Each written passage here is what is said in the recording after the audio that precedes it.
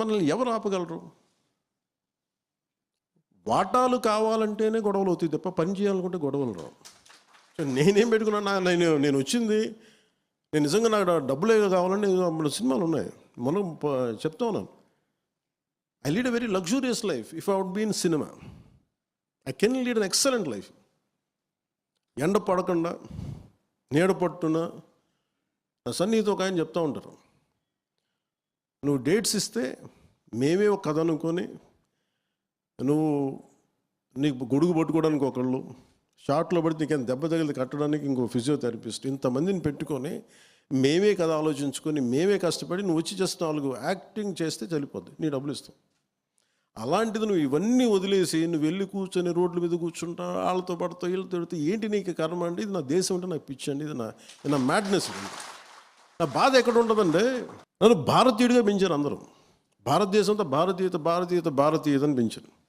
భారతీయత అని పెంచి తమిళనాడులో ఉన్నప్పుడేమో నువ్వు గొల్టీ అని చెప్పి, నువ్వు తెలుగు రివర్స్ చెప్పి నువ్వు గొల్టీ అని చెప్పి అక్కడ తిట్టి, మరి మన దేశం, మన తెలుగు రాష్ట్రం అంటే నువ్వు తెలంగాణకు, నేను ఆంధ్ర వాడిని అయిపోయి, ఆంధ్రాకి వస్తే నువ్వు ఏ కులం, ఈ కులానికి నీకు సంబంధం లేదు, అసలు ఏ పిఠాపురం వెళ్తే నువ్వు నేటివే కాదన్నాను.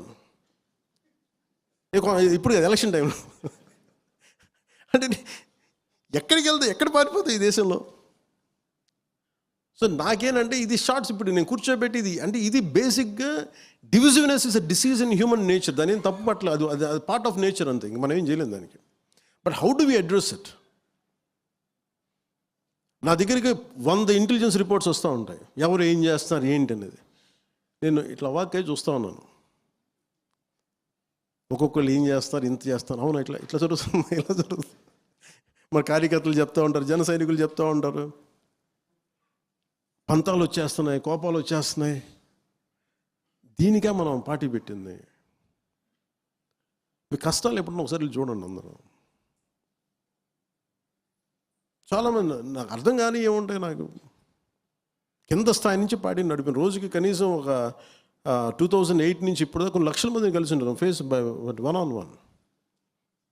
ఒక సీజన్లో కనీసం 10,000 మంది కలిసి మనోహర్ కానీ కూర్చొని రోడ్డు మీద.